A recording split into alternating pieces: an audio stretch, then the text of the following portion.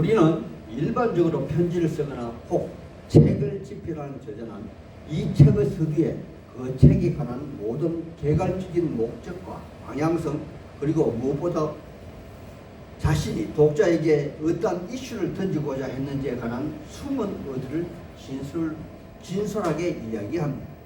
저도 이러한 개념에서 에베소서를 설교하기 이전에 에베소 교회의 생성과 배경, 그리고 그 기초가 다져지는 과정을 여러분에게 한번 소개하려 합니다. 그래서 먼저 에베소뿐만 아니라 다른 모든 서신서를 공부하려면 바울사도의 전도 여행 경로가 자세하게 기록이 된 사도행전을 먼저 살펴보아야 할 것이라 사례되어 먼저 오늘 말씀을 준비했습니다. 따라서 여기 에베소서는 다른 서신서, 즉 골로새서, 빌레몬서, 그리고 가장 최후에 기록된 빌립보서와 함께 바울사도가 로마 감옥에 수감되어 있는 AD 61년에서 그가 순교한 65년 사이에 기록된 것으로 추정되는 소위 옥중 서신으로서 그의 내면의 진솔함과 더불어 진정, 바라고 원하고 소망하여 기도하는 간절함이 절절히 묻어있는 그런 서신이라는 것이겠죠. 그럼 먼저 에베소 교회의 생성 배경에 대해서 한번 살펴보겠습니다. 사도 바울은 어쩌면 스승이자 멘토인 바나바와 사소한 충돌로 인하여 헤어지고 스스로 믿음의 아들 디모데를 데리고 2차 전도 유행을 시작하면서 저 멀리 유럽에 전하기보다는 가까이 아시아, 오늘날 중동의 여러 지역을 전도하기를 원했던 것입니다. 하지만 사도행전 16장 8절 이하에 보면은 드로아에서 유럽에서 도와달라는 한 사람의 환상을 보고 그는 먼저 유럽으로 진출합니다. 그리고 그 여정 끝에서 고린도에서 평생 믿음의 동력자인 브리스길라와 아굴라 부부를 극적으로 만나 그곳에 교회를 세우고 약 1년 6개월 동안 목회하면서 괄목할 만한 성과를 거두게 되었습니다. 그래서 어쩌면 상당히 마음이 들던 바울은 예루살렘 교회와 모교인 안디옥 교회로 돌아가 그 성과를 보고하러 가는 도중에 자신이 평소 마음에 품었던 아시아 신흥 도시인 에베소를 브리스길라와 아굴라 부부와 함께 방문하게 이릅니다. 이 말씀이 사도행전 18장 19절 이하에 기록이 되어 있습니다. 제가 19절 말씀만 찾아서 읽어드리겠습니다. 에베소에 와서 그들을 거기 머물게 하고 자기는 해당에 들어가 유대인들과 변론하니. 아멘. 그런데 바울 사도는 이곳에서 상당한 이슈를 제공하고 꽤 인기가 있었나 봅니다. 그래서 20절에 보면은 그들 에베소 해당의 유대인들이 그곳에 더 머물기를 원했지만 바울 사도는 여기서 에베소서가 아니 다른 서신서 전체를 관통하는 상당한 의미 있는 말을 남기고 그는 그곳을 떠납니다. 21절에 만일 하나님의 뜻이면 너에게 다시 돌아오리라. 하나님의 사람들이요, 사역자는 자기 뜻대로 움직이는 사람이 아니라 보내시는 이의 뜻을 따라 움직이는 그러한 사람들이겠죠. 그래서 우리 찬송가 가사에서도 아골골짝 빈들에도 복음 들고 가오리라. 즉 하나님이 가라시면, 주님이 가라시면 바로 그곳에 복음 들고 믿음으로 자원하여 가는 것이 사역자의 삶이라 그렇게 일컬어집니다. 바로 바울 사도는 자기 자신의 뜻이 아니라, 문제가 아니라 주님의 뜻을 따라 살아가는 그러한 삶을 언연중에 표현해 주는 그러한 말일 것입니다. 그런데 상황적으로 중요한 것은 이곳에 아직 교회가 세워지지 않았기에 먼저 바울 사도는 유대인의 해당을 찾은 것이고, 이방인 아내를 둔 아굴라와 그의 아내 브리스길라는 해당에 들어가지 않았으며, 또한 바울 사도가 예루살렘 교회로 안디옥 교회로 돌아간 중에도 그들은 그곳 에베소를 지키며 그곳에 남아 있었다는 사실입니다. 그런데 바울 사도가 없는 이곳에 이거 신약 성경에 상당한 중요한 인물이 등장을 합니다. 그는 성경에 능통하며 언변이 훌륭한 아프리카 알렉산드리아 출신 아볼로라는 사람으로서 그곳을 방문하여 구약의 모세 오경을 이곳 에베소 회당에서 가르치게 됩니다.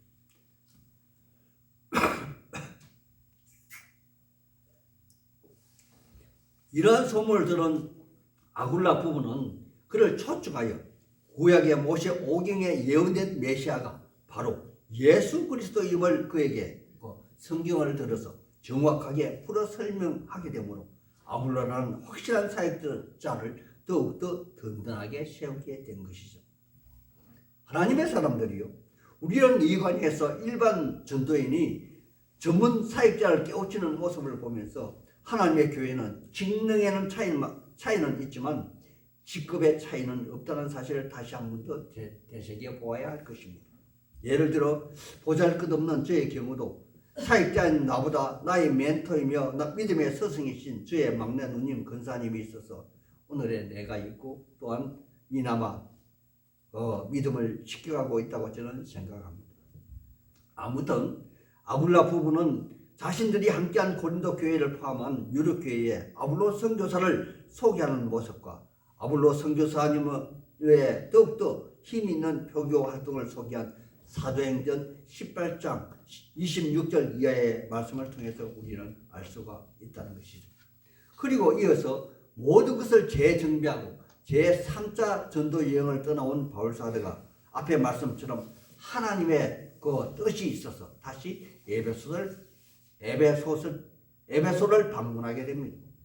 그는 이곳에서 처음에는 유대인 회당에서 그리고 더 나아가 두란노라는 사람이 지은 두란노 그 도서관에서 예수는 그리스도임을 힘있게 선포하게 됩니다. 하나님의 사람들이요, 바울사도의 복음 그 사역지가 유대인 회당에서 두란노 서문으로 옮겨졌다는 것은 복음이 유대인에게만 전해지는 것이 아니라 이제는 이방인에게도 복음이 확장되어 널리 퍼져나갔음을 이야기하는 것이 아니겠습니까?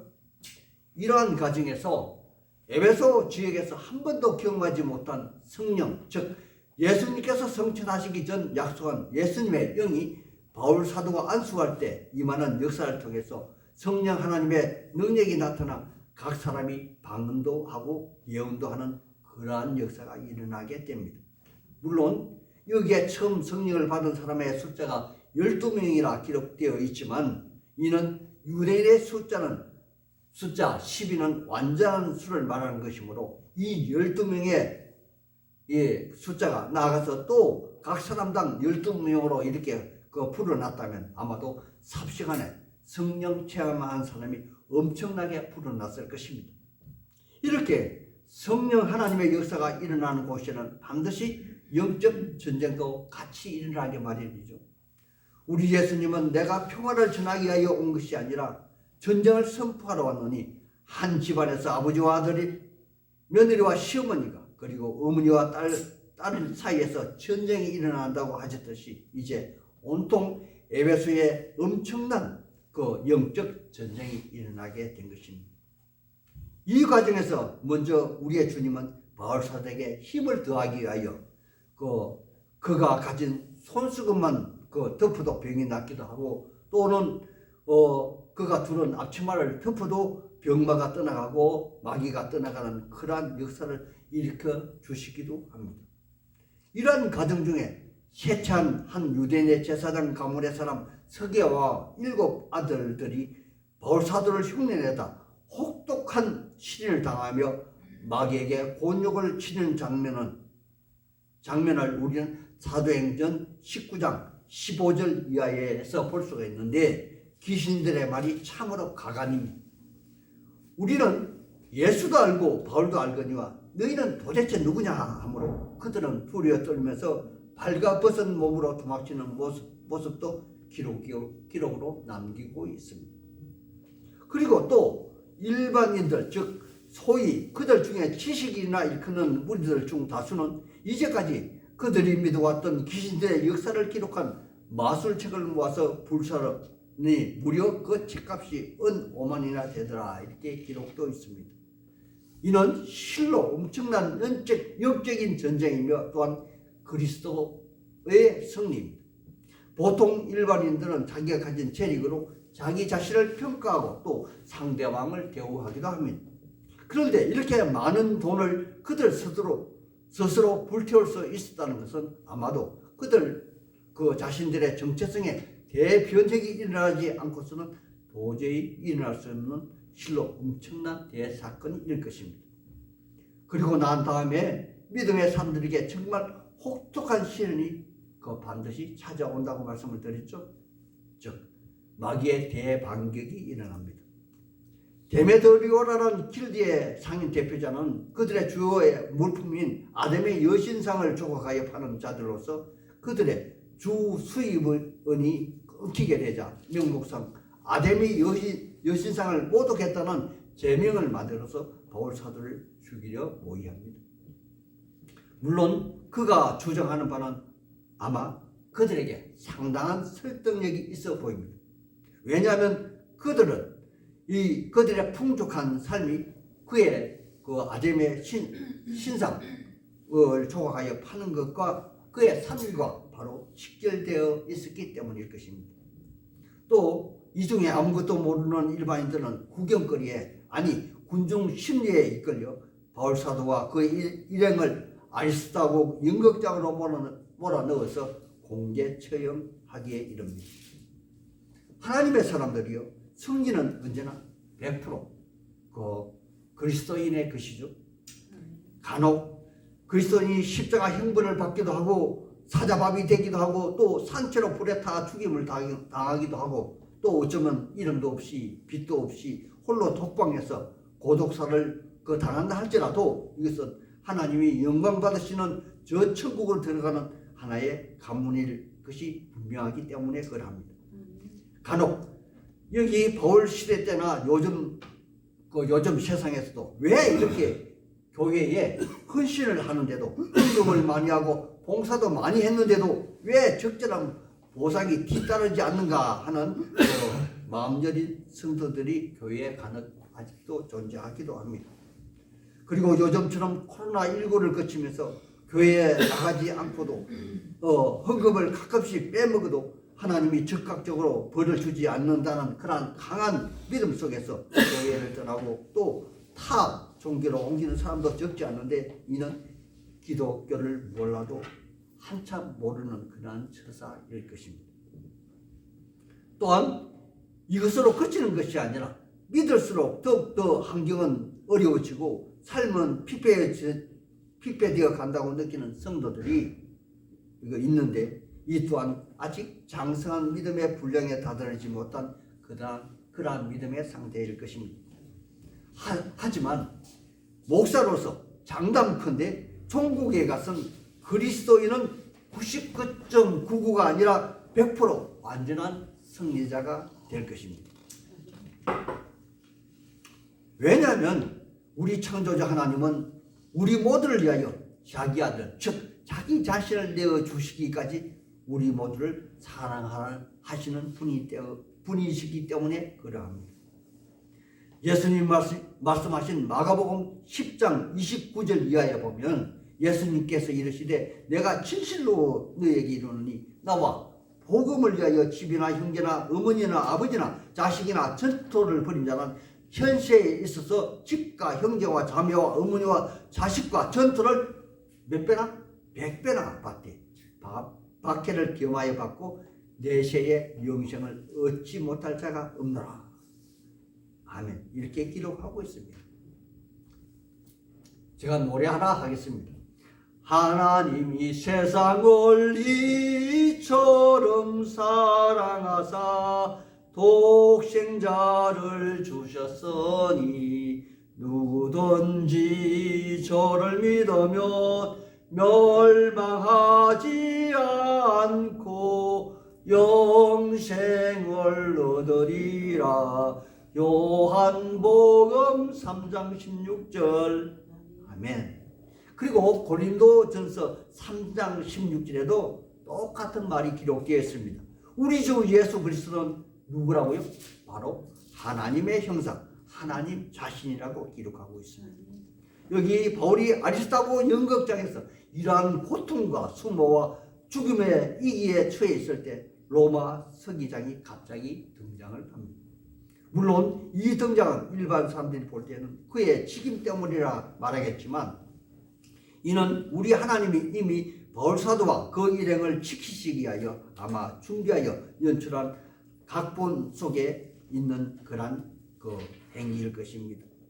우리는 오늘 사도행전 19장에서, 아니 성경 전체에서 바로 이러한 것을 읽어낼 수 있어야 할 것입니다. 그는 37절에 신전의 물건을 도둑질하지도 않았고 또 여신을 비방하지도 않았다. 40절에 아무 까닭도 없는 이 일에 우리가 소유사건으로서 책망받을 위험도 있고 우리도 이 불법 집회에 관하여 보고할 자료도 없다. 그는 그렇게 주장합니다. 즉 그들은 무책임하게 남을 죽이는 일에는 무감각하였으나 자기 자신들이 사소한 일로 책망받을 위험도 있고 그들이 모인 무리가 바로 불법 집회라는 그런 명분 때문에 그들 스스로가 그곳에서 흩어져 떠나간 것입니다.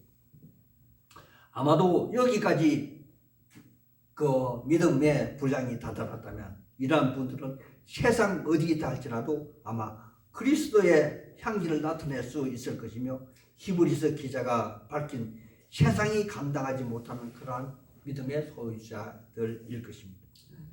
이렇게 바울 사도는 여기 에베소에서 무려 3년이란 기나긴 세월 동안 목회를 하기에 이릅니다.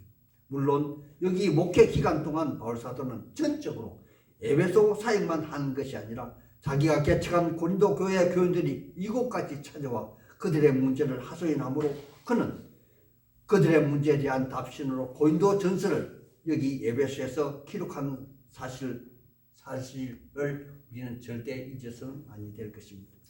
그리고 바울 사도는 이제 또다시 그의 새로운 사역을 위하여 여기 에베소를 떠나기로 결심을 하고 그의 믿음의 아들 디도를 고린도 교회에 파송하고 또한 그의 소식을 기다리다 떠나갑니다.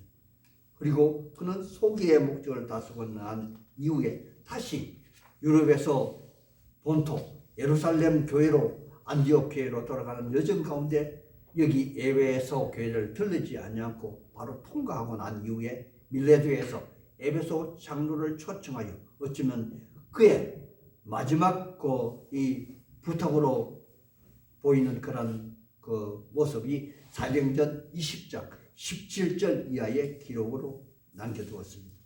22절에 보면은 보라 이제 나는 성령에 매여 예루살렘으로 가는데 거기서 나는 무슨 일을 당할는지 알지 못하노라. 즉 그는 여기서 이미 순교를 각오한 것이며 이제 그의 죽음을 향하여 그는 한 발짝 한 발짝 발길을 옮기고 있다는 것입니다. 하지만 그는 자기 자신을 여기서 이렇게 평가하고 있습니다. 나의 달려갈 길과 주 예수께 받은 사명 곧 하나님의 은혜의 복음을 증언하는 일을 마치려 하면은 나의 생명조차 조금도 귀한 것으로 여기지 아니하노라. 아멘. 그리고 그는 그들에게 이렇게 부탁하고 있습니다. 여러분은 자기를 위하여 또는 온 양떼를 위하여 모든 일에 삼가하십시오. 성령이 그들 가운데 여러분을 감독자로 삼고 하나님이 자기 피로 사신 교회를 보살피게 하시지 않았습니까? 라고 말입니다. 하나님의 사람들이요, 우리는 오늘 여기 사도 바울이 밀레도에서 에베소 교회의 장로들에게 하신 말씀 중에서 중요한 몇 가지 교훈을 아마 발견할 수가 있을 것입니다. 제가 발견한 것은 이것이라 그 사례되어 전합니다. 전임 사역자는 교회 사역을 맡을 때는 다음 사역자를 위하여 온전히 자리를 내주어야만 한다는 것입니다. 우리나라 그 옛날 전두환 대통령은 그 대통령 물러나서도 상황으로 통치하기 위해서 청남대를 지은 것처럼 그러한 의도가 아니라면은 전임 사역자는 후임 사역자에게 모든 것을 물려주고 그것을 떠나 거치는 돌이 되지 않아야 한다고 저는 생각했습니다. 두 번째, 하나님의 사람은 자기 자신의 유불리를 유익하고 불리한 것을 떠나 오직 성령의 목소리에 귀를 기울이고 순종해야만 한다는 것입니다. 여기 바울 사도는 그의 순교 현장으로 그의 발길을 옮기고 있다는 사실을 기억해야 할 것입니다. 세 번째, 교회 직분자는 사람이 세우는 것이 아니라 성령 하나님이 세우신 것이며 그에 따른 성령 하나님의 근의로 일을 해야 한다는 것입니다. 즉 교회는 우리 주님의 피로 세운 것이니만큼 그 책임이 막중한 것임을 알아야 할 것입니다. 그러하다면 이제 사도 바울이 에베소 교회를 세우고 양육하다 그의 마지막 로마 감옥에서 그토록 사랑하며 아끼며 교회의 목숨을 담보한 서신서에 곧 에베소 교회를 기록한 목적은 과연 무엇인지 한번 알아보겠습니다. 바로 이러한 대목도 여기 밀레도에서 사도 바울이 에베소 장로들에게 간곡하게 당부한 그러한 말씀 중에 다 들어있다고 저는 생각했습니다. 하지만 부족한 제가 몇 가지 부연 설명을 하고자 합니다. 첫째, 우리 주 예수 그리스도께서 당신의 피값으로 사신 교회에 우리의 주님의 말씀이 바로 세워지기를 원하지 않았겠습니까? 이를 오늘날 버전 확대 해석에 본다면 조국 대한민국의 교회가 주님 말씀으로 온전히 세워지기를 원했던 것입니다. 또한 이것은 우리 믿는 성도들의 가정이 온전히 말씀 위에 세워지는 것이며 가장 작게는 하늘 향기 나는 교회 교인들이 말씀 위에서 굳게 서는 것이라 생각했습니다. 두 번째, 교회는 하나님의 나라가 임하는 곳으로 주님의 통치를 받는 곳이어야 하므로 사람의 권위가 아닌 말씀의 권위에 순복해야 한다는 것입니다. 오늘날 한국교회, 대형교회 많은 목사님들이 계십니다. 하지만 말씀의 권위보다는 이 목사님의 권위에 더 충실할 때가 있습니다. 이렇게 되면 어떻게 되죠? 바로 천주교처럼 됩니다. 세 번째, 하나님의 말씀이 성도를 보호하고 있다는 사실을 확인해 주는 것입니다. 만약 성도가 이기에 처했다면 세상의 권위나 세상의 방법으로 해결하는 것이 아니라 하나님의 방법이 우선되어야 한다는 것입니다. 만약 성도가 세상 방법을 동원한다면 일시적으로 문제가 해결되는 것처럼 보이나 이는 더욱더 큰 유혹에 빠질 것이 분명합니다. 성도가 만약 옳은 일에 고난을 당한다면 그 고난은 기쁨으로 감내하십시오. 이는 주님이 반드시 갑질로 100배로 갚아주실 것이며 구치우실 것입니다. 하지만 옳지 않는 일로 고난을 당한다면 정면 돌파하십시오. 그리고 잘 감당하시기 바랍니다. 마지막으로 에베소 교회는 유대인과 이방인이 한 몸으로 있는 교회라는 것입니다. 그러므로 사도 바울은 에베소서 2장 14절에 이렇게 이야기하고 있습니다. 그는 실로 우리의 합행이시라 둘로 하나를 만드사 원수된 것 곧 중간에 막힌 담을 자기 육체로 하시고 라는 말이 있습니다. 이 말씀 중에 중간에 막힌 담은 곧 유대인과 이방인 사이의 담을 우리 주님께서 자기 육체로 허물었으니 이제는 유대인과 이방인 너희는 외인도 아니요 손도 아니요 곧 성도들과 동일한 신이며 하나님의 건속이 되었다. 그렇게 선언된 그런 말씀입니다. 즉 이 땅에서 모든 기득권은 무용지물이 되는 것이며 또한 믿음에는 어떠한 장애물도 없다는 것이며 장래 우리는 하나님의 나라 시민이며 하나님의 자녀란 그런 정체성을 갖게 되었다는 것입니다. 바로 사도 바울은 이렇게 피를 토하며 말씀해 주고 있는 것이 아니겠습니까? 오늘 우리 모두는 에베소서를 읽을 때마다 이러한 목소리를 들으시기를 우리 주 예수님 이름으로 소망하고 축복하는 바입니다. 아멘.